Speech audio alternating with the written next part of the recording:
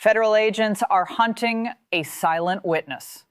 The United States Coast Guard Investigative Service has just escalated the search for Lynette Hooker by confirming they're looking for a mystery sailboat anchored beside her yacht. The official story dictates that she vanished into the dark waters of the Bahamas. But the vessel she lived aboard was a floating black box of thermal imaging and digital tracking.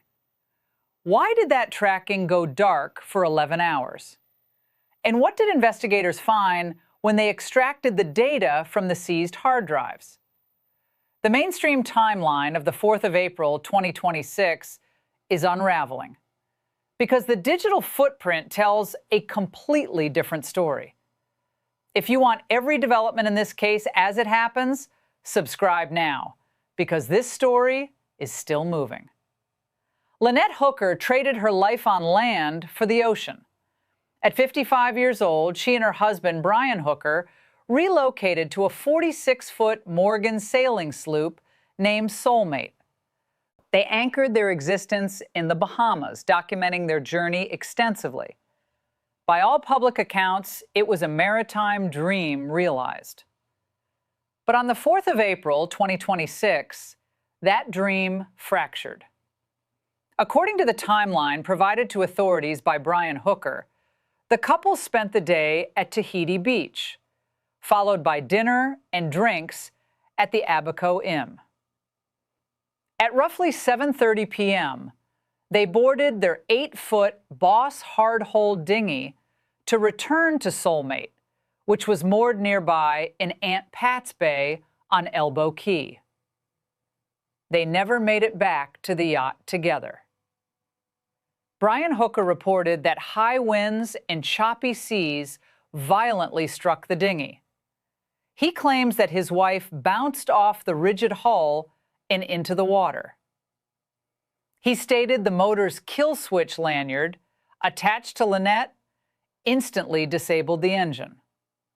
He claimed he threw a flotation cushion, anchored the small vessel, and lost sight of her because the moon had not yet risen. What followed is the foundation of the criminal investigation.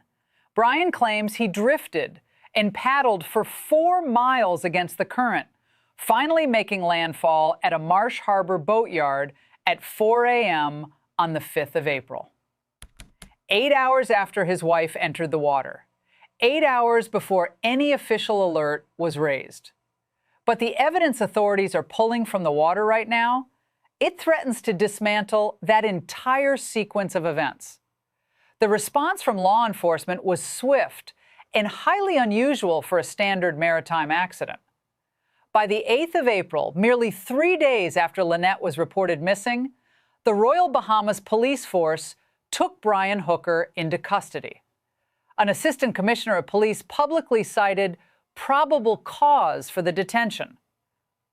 Under Bahamian law, authorities can hold a suspect for 48 hours before requiring a magistrate's extension. They petitioned for that extension. The magistrate granted it. For 5 days, Brian Hooker remained detained while police executed a search warrant on Soulmate. He was released on the 13th of April after prosecutors recommended no charges at that time, pending further investigation. He vehemently maintained his innocence. He stated to the media that his only job was to look out for his wife and that he would never stop searching. Hours after making those statements on camera, Brian Hooker boarded a flight to the United States, citing a family medical emergency in Michigan. He has not been charged with a crime. His legal defense firmly denies any wrongdoing and asserts that this was a tragic accident. But local mariners immediately began testing the physical mechanics of his narrative. The Boss hard-hold dinghy is a rigid, heavy plastic vessel weighing over 200 pounds. It does not behave or flex like a rubber inflatable raft. Furthermore, the anchorage at Aunt Pat's Bay is specifically chosen by sailors because it rests securely in the lee of the island, protected from severe wind chop and surface turbulence. Independent demonstrations by experienced sailors in the exact same weather conditions, 20-knot winds, prove that a single person could paddle a rigid dinghy against the wind to retrieve a passenger in under 2 minutes. Furthermore, the waters surrounding the incident location are heavily populated. Passing vessels routinely stop for stranded dinghies. Yet no one saw him. No one heard him. For 8 hours, a former Marine allegedly drifted through populated anchorages and shallow flats without successfully deploying a flare to attract attention, without flagging a single passing vessel, and without reaching his own yacht moored just 1,000 yards away. Why did it take until 4 in the morning to make landfall? The physical timeline was unraveling, but investigators were looking at a completely different set of behavioral discrepancies. When Hopetown Fire and Rescue brought Brian back to Soulmate on the morning of the 5th of April, witnesses observed highly specific movements. Before doing anything else, he went straight to the aft hatch of the vessel. Unverified reports suggest he began removing an air conditioning unit to break into his own boat, allegedly searching for a hidden key. He had just survived an 8-hour ordeal at sea. His wife was missing in the ocean. Yet his immediate priority upon returning to the yacht was to physically dismantle hardware to secure access to the cabin. Do you think the 11-hour satellite tracking blackout on Soulmate points to a mechanical failure in the solar array? Or does it suggest someone manually deactivated the system to hide their movements? If the next filing changes what we covered today, you will want to be here for it. To understand what federal investigators are analyzing right now, you have to understand the yacht itself. Soulmate is not a standard recreational sailboat. It is a highly networked, technologically advanced vessel, acting as an immutable digital repository of its own movements. Archive video footage of the 46-foot Morgan sailing sloop, captured and verified before the couple purchased it, reveals a sophisticated suite of electronics. 5 separate identifiers, including the unique HIN, the MMSI registration, and distinctive dolphin statues fixed to the bow, confirm the vessel's identity beyond a reasonable doubt. The boat is equipped with dual Raymarine autopilot systems. It operates an electric windlass for the anchor, managed by foot pedals at the bow. Brian Hooker's own accounts described a vessel that required 2 people to operate smoothly, one at the helm steering and one at the windlass managing the drop. Lynette Hooker was not just a passenger. She was an operational necessity for the safe movement of the yacht. But the most devastating piece of hardware on board directly contradicts the core of the official timeline. Brian Hooker explicitly claimed he lost sight of his wife because the moon had not yet risen, rendering the surface water pitch black. Yet Soulmate is equipped with a FLIR system, a forward-looking infrared camera providing military-grade thermal night vision. It can detect the heat signature of a human body in the water in total darkness. If the dinghy was merely 1,000 yards away, as stated, the yacht's thermal systems could have been utilized to scan the surface. Furthermore, the dinghy itself contained a forensic anomaly. The original petrol engine had been replaced with a quiet, battery-powered electric outboard motor. Standard maritime practice mandates a kill switch lanyard for petrol engines to prevent a runaway boat from striking a person in the water. However, rigging a kill switch to an electric motor on a rigid dinghy is highly unconventional. If a passenger falls overboard, disabling the electric motor ensures the operator cannot quickly reverse the vessel to save them. Every electronic device on that yacht, phones, navigation equipment, GPS logs, and communication arrays, was seized under the Bahamian search warrant. Brian Hooker was known to actively network and upgrade these systems himself.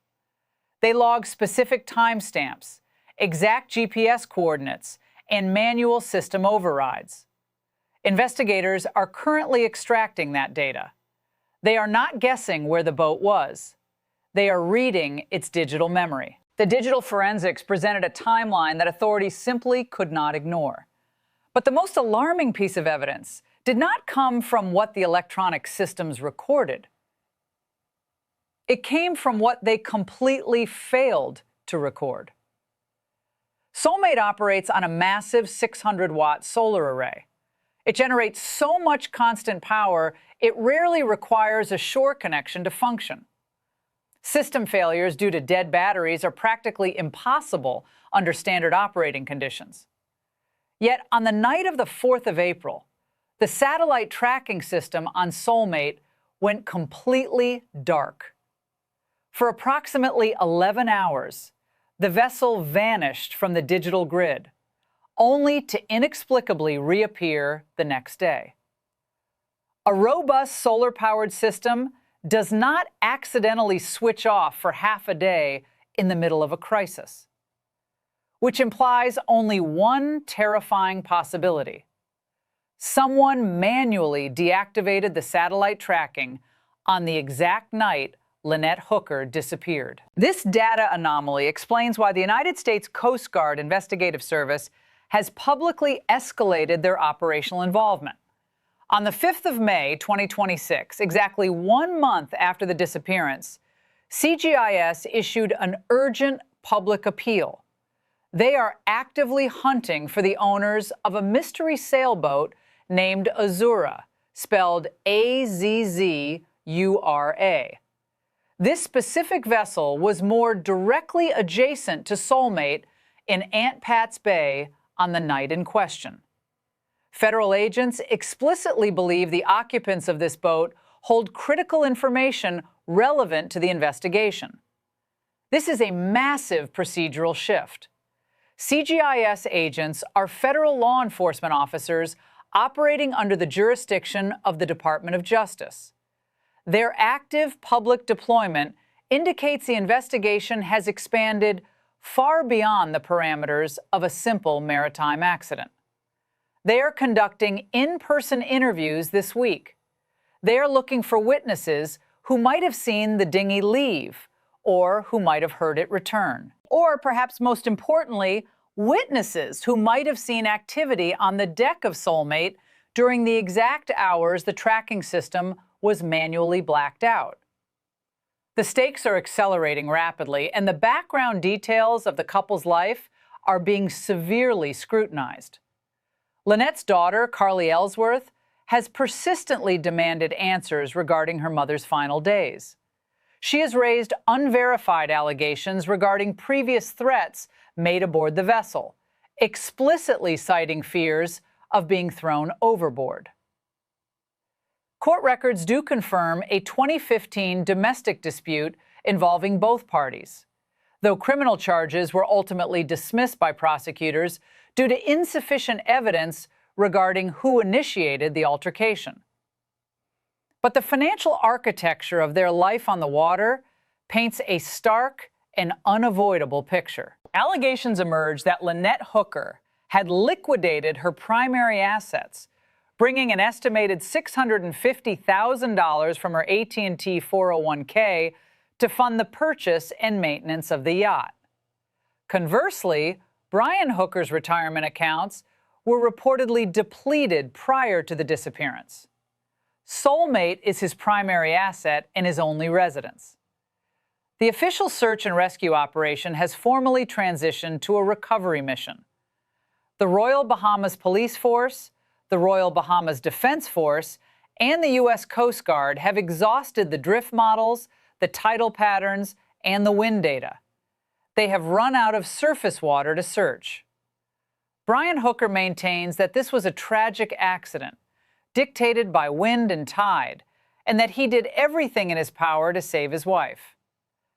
But the evidentiary standard is tightening around him. The Navionics map he voluntarily provided to the media detailing his exact drift path is now being aggressively cross-referenced against the seized hard drives from his own yacht. The owner of the Azura is being actively hunted by federal agents. A conviction or an exoneration will not be built on media interviews. It will be built on the digital breadcrumbs left behind in the circuitry of a 46-foot sloop. The data exists. It is merely a matter of time before it is read in a courtroom. The mainstream narrative wants you to believe the ocean swallowed a woman without a trace. But the ocean didn't turn off the satellite tracker. The ocean didn't remove the air conditioning unit. And the ocean didn't lie to the thermal imaging cameras. People do. If this case matters to you, the next development is one you will not want to miss. Whether the electronics seized from Soulmate have already mapped a route that contradicts Brian Hooker's Navionics screenshot, and what that digital footprint reveals is a question the federal warrants have yet to answer.